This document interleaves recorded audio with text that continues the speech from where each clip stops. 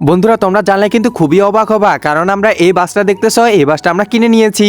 আর বন্ধুরা এই বাসটাতে আমি প্রথম চড়লাম, কেনার পর আমি কোনোদিনও এই বাসে করে কোথাও যাইনি। তো আজকে রাজুর বাবা আসুক, ওর কাছ থেকে বলবো যে আমাকে কোথাও নিয়ে যাইতে। তাড়াতাড়ি চলো ড্রাইভার, আমাদেরকে চলে যেতে হবে। ওই তো মনে হয় রাজুর বাবা চলে আসছে। এখন রাজুর বাবাকে আমাকে বলতে হবে, আরে ওইটা কি আমার বাসে? বাহ, এতদিন পর আমার বাসে, তোমাকে তো চিনতে পারিনি। হ্যাঁ হ্যাঁ, ঢং করিও না এখন, চলো তো একবার ঘুরে আসি। একদিনও তো ঘোরা হয়নি। হ্যাঁ ঠিকই বলছো, তুমি তো একদিনও যাওনি। হ্যাঁ রাজুর বাবা, এখন বেশি কথা না বলে তাড়াতাড়ি ড্রাইভার সিটে বসে পড়ো। এই তো বসে পড়লাম, এখন তুমি শক্ত করে ধরিও। আচ্ছা ঠিক আছে, আমি শক্ত করে ধরতেছি, তুমি তাড়াতাড়ি এখন স্টার্ট দিয়ে দাও। এই তো স্টার্ট দিয়ে দিলাম, 1 2 3, এই তো স্টার্ট হয়ে গেছে। এখন আমরা চলে যাইতেছি।